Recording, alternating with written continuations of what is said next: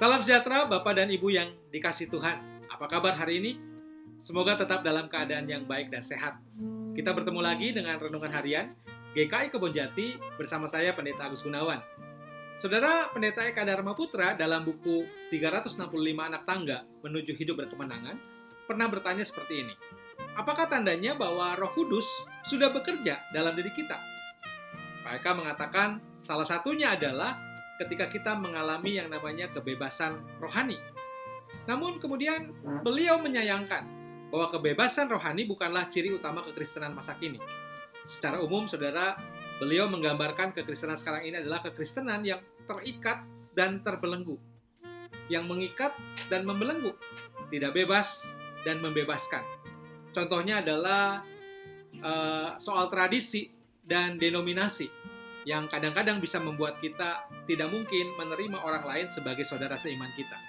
Misalnya kita masih mengatakan, loh dia kan Katolik, loh bukankah dia beda agamanya dengan kita? Nah, dia kan belum anggota, masih simpatisan.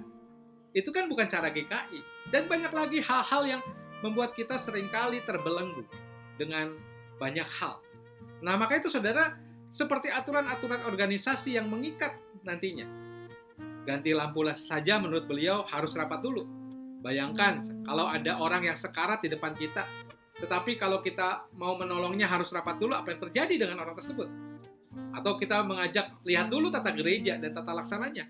Apakah memperbolehkan atau tidak membantu orang yang berbeda? Belum lagi saudara bicara soal isu-isu yang sebenarnya tidak terlalu mendasar, tetapi kadang-kadang kontroversial. Contohnya, baptisan yang benar itu adalah selam atau percik. Baptisan percik itu, perciknya berapa kali misalnya? Roti perjamuan, roti apa? Roti tawar atau roti hosti? Nah, saudara, terhadap semua hal di atas, Pak Eka mengajak kita membaca dari Ibrani. Penulis Ibrani dalam Ibrani 6 ayat 1-2 mengajak kita untuk beralih dari soal-soal di atas kepada perkembangannya yang penuh. Penulis Ibrani mengatakan, sebab itu marilah kita tinggalkan asas-asas pertama dari ajaran tentang Kristus dan beralih kepada perkembangannya yang penuh. Janganlah kita meletakkan lagi dasar pertobatan dari perbuatan-perbuatan yang sia-sia dan dasar kepercayaan kepada Allah, yaitu ajaran tentang berbagai pembaptisan, penumpangan tangan, kebangkitan orang-orang mati, dan hukuman kekal. Nah, saudara, dalam konteks itu, penulis Ibrani melihat bagaimana orang Ibrani terancam bahaya, yaitu berbalik, saudara, dari iman yang menghidupkan kepada iman yang mematikan. Penulis surat Ibrani khawatir mereka belum menyadari bahaya itu. Lalu penulis Ibrani menegur para pembacanya karena mereka tampaknya dalam bahasa mereka masih kanak-kanak rohani. Padahal saudara seharusnya sudah dewasa secara rohani. Mereka belum mengerti ajaran-ajaran kebenaran firman Tuhan.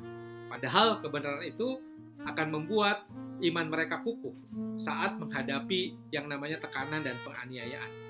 Sebaliknya mereka justru lebih banyak, saudara, di situ memperdebatkan ajaran yang tidak utama, seperti tadi pembaptisan, penumpangan tangan, dan lain-lain.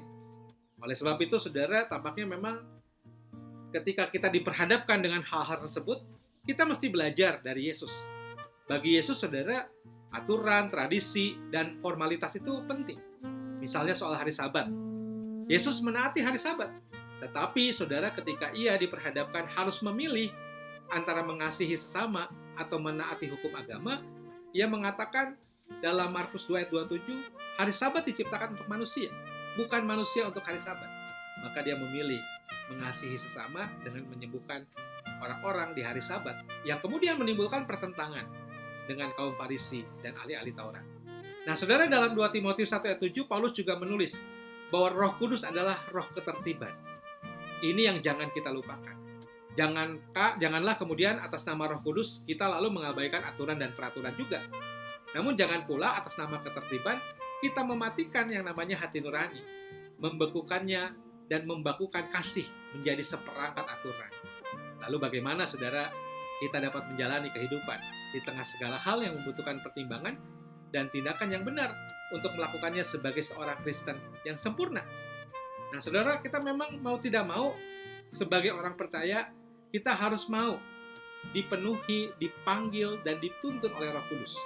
Kita terpanggil untuk menjadi sempurna dengan jalan yang pertama ini adalah belajar. memberi diri dipimpin oleh Roh. Orang yang dipenuhi oleh Roh Kudus tentu tidak serta-merta tahu segala kebenaran, tapi kemudian dia punya dasar untuk memberi diri dipimpin oleh Roh, masuk ke dalam seluruh kebenaran untuk mendengarkan firman-Nya. Orang yang dipenuhi Roh tidak seketika juga menjadi ciptaan baru, melainkan mendapatkan ketekunan untuk setiap hari memberi diri dipimpin oleh Roh menjadi ciptaan baru. Dan orang yang dipenuhi oleh Roh tidak dengan sendirinya saudara meninggalkan seluruh kehidupan dagingnya, melainkan mempunyai landasan untuk belajar memberi dipimpin Roh, memergoki keinginan dagingnya, dan belajar membuangnya, dan belajar menumbuhkan buah Roh. Karena keduanya, saudara, yang tadi namanya keinginan daging dan buah Roh itu tidak bisa bersamaan. Keduanya bertentangan. Oleh sebab itu, saudara, mari kita terus mau dipimpin dalam kuasa Roh Kudus untuk mencapai kesempurnaan sebagai pengikut Tuhan. Apakah puncak kesempurnaan dari orang-orang yang dipimpin oleh Kudus? Yaitu kesenantiasaan.